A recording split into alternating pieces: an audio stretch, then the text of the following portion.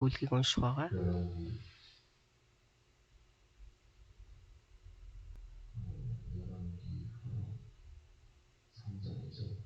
Урбан бүлэг. Израилийн их хорам хаанчлав. Иудагийн хаан Ихошафатын 18 дугаар онд Ахабын хүү их хорам Самарид Израилийн хаан болж 12 жил хаанчлав. Эдгээр эцэг шиг байгаагүй ч тэр эзний гисмэд ёрийн үг үйлдэжээ. Учир нь эцэг хэлсэн Авийн баруунуудыг зайлсхийж Израиля нүг үйлдүүлсэн Иватын хүү Иробам нүгт зурдж түүнээс тэр сасгүй.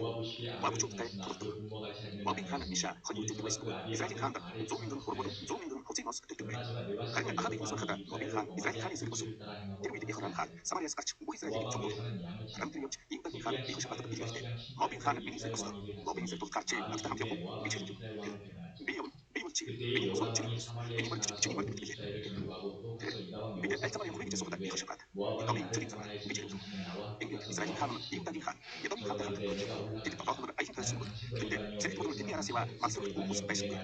Тэгтэл Израилийн хаан аяа Мобин гарт өгч энэ гурван хааныг эзэн болгож гэж хэлв.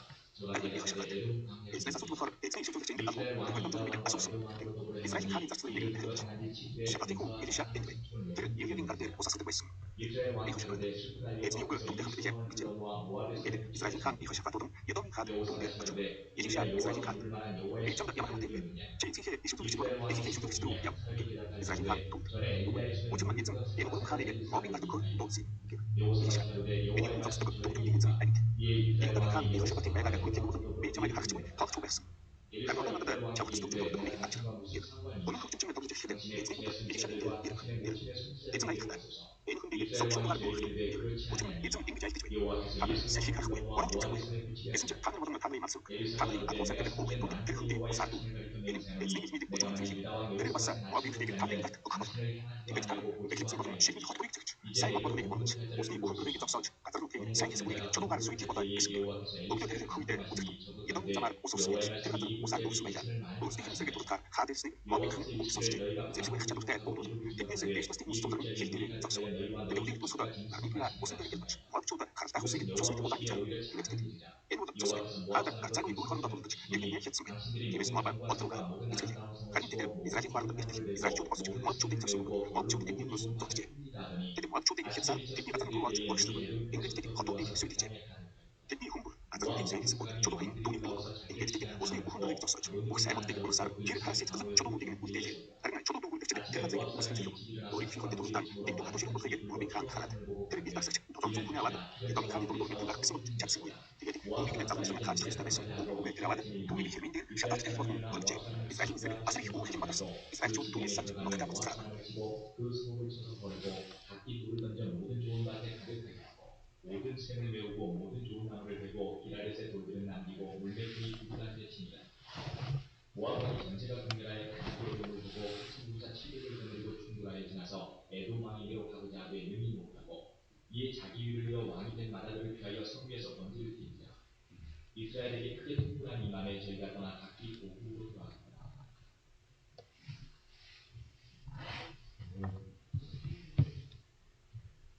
Амен. 2 дугаар хаад 3 дугаар бүлгийг уншлаа.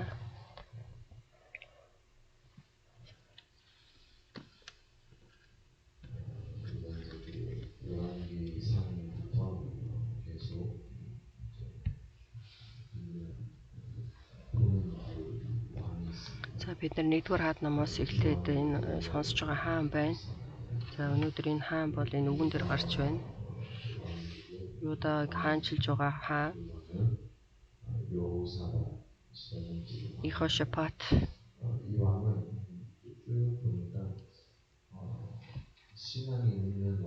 Энэ хаан бол итгэлтэй хаан. Бурханд итгэдэг хаан.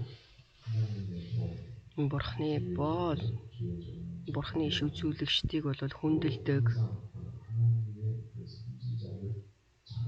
Үргэлж Бурханы иш үзүүлэгчийг хайж түүгээр дамжуулан өөрийнхөө бүсгүлийг асууж байдаг. За энэ дээр бол ойролцоо бас адилхан гарч байна. За урд нь бол Ихошафат.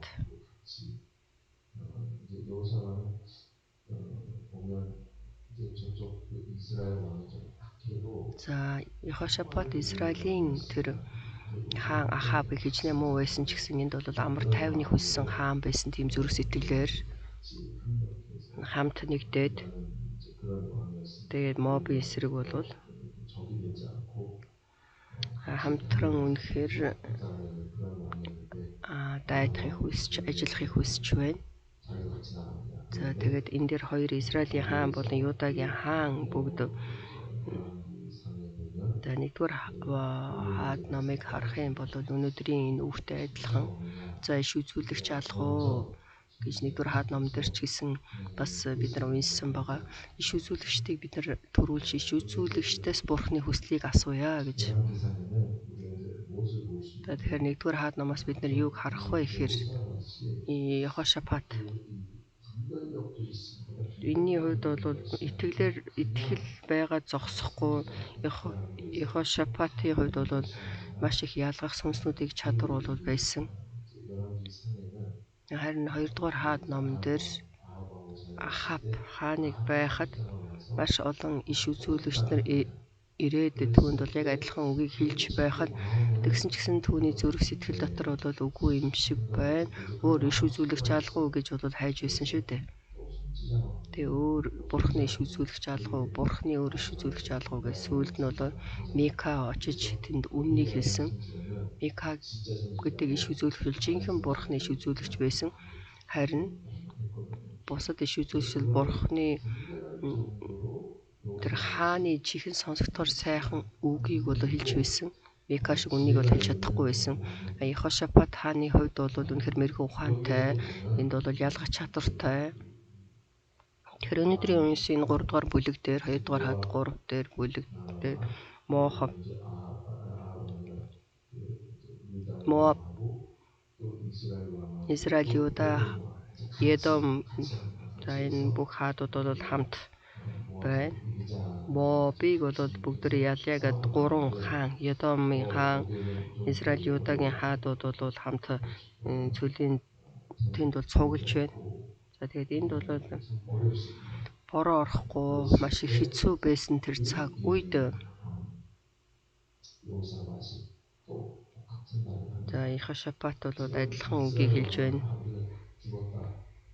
За Израилийн хаан бол за Бурхан бол бид нарыг бол ерөөсөө өхүүлэхээр Мобийн гарт бид 3 хааныг өгсөн байна гэж бол хэлж байхад Йехошафатын хувьд эзний үг түүнтэй хамт билээ. За тэгэхээр эзний иш үзүүлэгч алгуу гэж хэлж байна. Тэгэхээр энэ цаг үед бол бид нэр өнөөдөр Бурхны иш үзүүлэгчийг хайх биш, харин тэр цаг үед хуучин гэрээг харах юм болоод бид нар эндээс юуг ойлгож мэдэх ёстой вэ гэхээр жинхэнэ хаан гэдэг мэн Бурхныг хайсан хаан байсан. Бурхны мэрэгэн хаан, Бурхны хүч чадал, Бурхны арга барилыг хайсан хаан байсан Йехошафат хаан. За тэгээд тэр цаг үед бол Илиша иш үзүүлэгч байсан. За тэгээд энд бол хэлж байна. За Илиша гарч ирэхдээ юу ч хэлсэн бэ гэхээр за Йехошафатын талаар хэлж байна. Хэрвээ Юдагийн хаан Йехошафат байгааг хүндлээгүй бол би чамайг харах ч үгүй тоох ч үгүй байсан гэж Израилийн хаанд бол хэлж байна. За тэгээд Илиша бол маш их бат итгэлтэй иш үзүүлэгч байсан. Эрх мэдэлтэй иш үзүүлэгч байсан. Тийм болохоор энд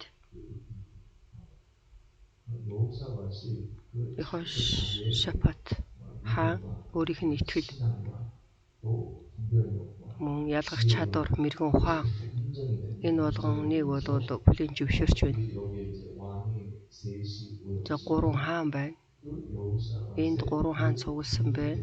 Тэгээ Йехошафатын дээр итгэл, Йехошафат үнэхээр Бурханд итгэдэг хаан учраас Бурхан үнийг хүлээн авч энэ хүмүүсийг бол удирдах байна. За тэгээ ялалтыг өгч байна. Амен. Тэгэхээр бид энийг харахтаа Бурханы өмнө үнэхээр хүлээн зөвшөөрөгдсөн итгэгч байх хэрэгтэй. Бурханы өмнө жинхэнэ цаашаалыг авсан хүн болох хэрэгтэй. Амен. За би нэгдүгээр хаад энэ номыг уншаад хоёрдугаар хаадыг уншсан тэгтлээ Йехошафат энэ хаан болол гарч байна шүү дээ. Тэгэхээр тэр хэмжээгээр Бурханы хүлээн зөвшөөрөгдсөн хаан учраас энэ болохоор нэгдүгээр хаад, хоёрдугаар хаад бүр шаштар номон дээр хүртэл гарч байна шүү дээ. Тэгэхээр энэ хаадуудын талаар бол нэг байж байгаа л хуурам шүтэн шүтсэн бурханд үйлчилсэн гэж л тэгээд өгч байсан гэж бичигдснээс биш, харин Йехошафат хааны хувьд бол нэлийн удаан энэ дээр бол гарч байна. Бурхан бол яаж хүлээн зөвшөөрч энэ хааныг. Тэгэхээр бидний итгэлийн амьдралаар амьдарч байхдаа Бурханыг харахад үнэхээр бид нар бол энэ бас ийм итгэлтэй байх хэрэгтэй. За Йехошафат хаанаас болоод Илиша бол тэр хүмүүсийг бол хүндэлж Юудагийн ханыг хүндэлж байна. Яагаад Йехошафат хаан бол Бурханыг хайж, Бурханы иш үзүүлэгчийг хайж, ямар ч зүйл хийхээс өмнө эхлээд иш үзүүлэгчээс асууж байна гэдэг маань энэ Бурханыг хайж байгаатай адилхан Бурханы үг, Бурханы мэрэгэн ухаан, Бурханы үнэхээр биднэрт хэлэх үг зааварчилгаа байгаа гэд Йехошафат хаан бол эцсийн хүртэл Бурханыг хайж байна. Бурхан болохоор хинээс ч илүүгээр Йехошафатыг хүлээн зөвшөөрөө зогсохгүй тэр хаанаас Юудагийн хаан Йехошафатаас болоод бол энд бол гайхамшигтай зүйлүүдийг яалалтыг өгч байна. Тэгэхээр бид нар итгэлийн амьдралаар амьдрахдаа Бурханы өмнө бид нар бол өөрсдөө итгэлийг харуулж чаддаг итгэгч нар байх хэрэгтэй. За тэгэхээр бидний эсрэг болоод маш их эсэргүүцсэн хүмүүс байна. Гэт тэн дотор ороод хамт нуугдах биш, харин тэн дотор би өөрийгөө илчлэх хэрэгтэй. Би Христ итгэдэг хүн.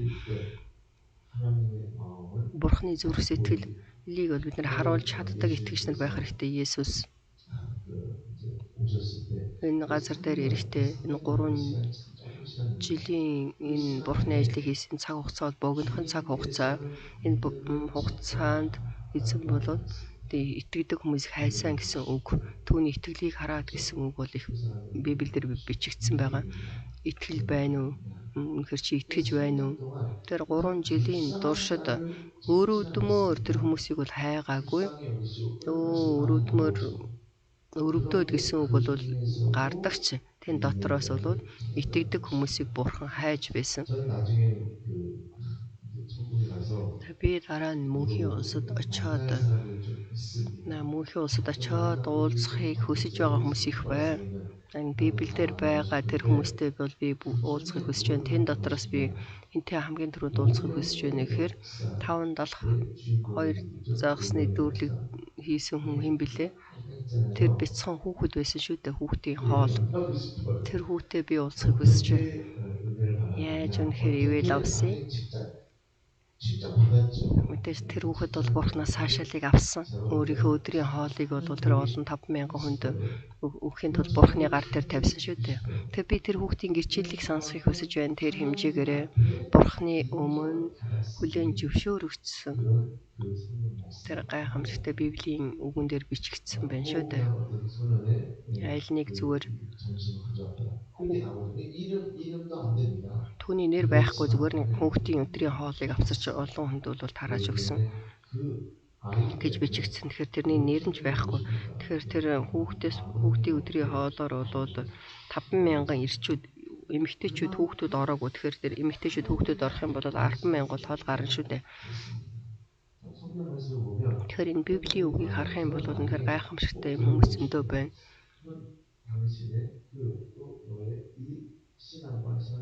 Таны итгэлийн амьдрал бол Бурханы өмнө яаж хүлээн зөвшөөрөгдсөн бэ гэдгийг би энэ гэрчлэлийг сонсохыг хүсэж байна. Тэгээ Бурхан энэ дээр хэнийг хайж байна? Бурханыг хайж байгаа хүнийг л Бурхан хань шүү дээ. Түүнтэй яг адилхан.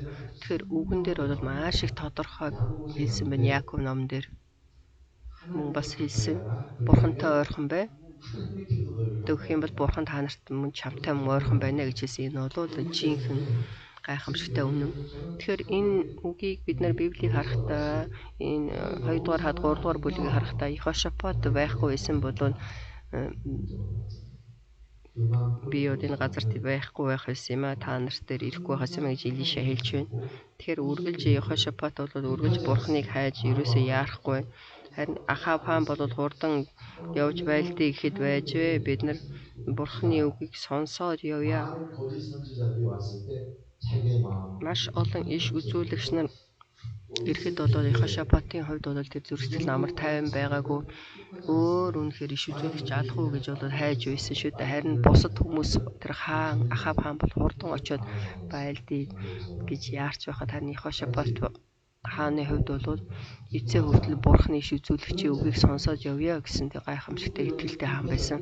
За энд ч гэсэн мөн 2 дугаар хаадын 3 дээр бол маш их хэцүү байна шүү дээ. Яагаад тэгэхээр хэд хоногийн туршид хаадууд болон цэргүүд мал сөрөг бол хамт байсан, хамт явсан хэрнээсээ бид нар дайтахаар явж байгаа болох ус алга байна шүү дээ. Ядарсан байна. Харин Йехошафатын хувьд бол бид нар бурхны өмнө бурхнаас гуйж асууж иш үзүүлэгчээс асууя гэж бурханд бол анхаарлаа хандуулж байна. Гайхамшигтай хаан. Амен. Тэгэхээр бид нар үнэхээр бурхны өмнө хүлээн зөвшөөрөгдсөн итгэгч нар байхыг хүсэж байна. Бурхны өмнө хүлээн зөвшөөрөгдсөн итгэгч гэж юм бэ? Тэгэхээр маш амархан энэ бол хэцүү биш. Бурхныг хайх хэрэгтэй. Ямар ч зүйл хийхээс өмнө залбирдаг хүн, хүндэтгэл, мөргөл, илүү эзний өмнө, өргөл, эзний өмнө илүү их өргөдөг итгэгч. Үгэн дээр ингэж бичсэн байна. Бурхан баяр хөөртэй зүрх сэтгэлээр өргөдөг нэгнийг хайрлаа гэж. Амен. Тийм хүнийг бурхан бол хайна. Тэгээд өрг эзэнд үнэхээр баяр хөөртэй зүрх сэтгэлээр өрг эзэнд үйлчил, өшөө илүү үйлчил. Энэ бол тийм хэцүү биш ээ. Би бол үнэхээр бурханы анхаарлыг өөртөө татахаар байхын ямар нэг нууц байгаа. Үгүй энэ бол нууц юм юу ч байхгүй. Үгэн дээр бол байна. Өшөө илүү залбир, өшөө илүү хүндэтгэл мөргөл эзний өмнө өрг. Эзний өмнө эзний үгийг үгийг сонсож байгаа хүн болон үгийг сонсохгүй байгаа хүмүүсийн хооронд маш их ялгаа байгаа. Тийм болохоор эзний үгийг байнга сонсож, эзэнд үйлчилж, эзний өмнө өргөлөө өргөж. Тэгэх юм бол бурхан тийм хүмүүсийг бол анхааран хардаг. Тийм хүмүүсийг бол өндөрт өргөж босгож. Амен, амен. Хүлээн зөвшөөрч нүхээр сайшаан бурхан өшөө илүү босгож өгдөг. Амен. Тэгэхээр Иммануэль шуулган энэ жил бид нэгднийгөө итгэлийн амьдралаар амьдрахтаа бусад хүмүүсээс илүү бидний их залбирах хэрэгтэй. Хинээс ч илүү би залбирч, хинээс ч илүү үйлчилж, хинээс ч илүү эзнийг хайсан итгэгч нар байхыг хүсэж байна. Амен. Эзний заасан залбирал Тэнгэрт байгаа бидний эцэг минь таны нэр ариунаар дурсагдаж таны хаанчлал ирэх болтугай. Хүсэлтэн тэнгэрчгийн газар дээр биелэгдэх болтугай. Өдөр тутам юм даалхыг энэ өдөр бидэнд өгөөч. Бид өртөнгүүтээ уучлсны адил бидний өрийг уучлаач, биднийг сорилтонд оруулаач. Бузар муугаас гэтлгээж учрна. Хаанчлал хүч чадал алдар сүргүүч таны. Амен. Өнөөдөр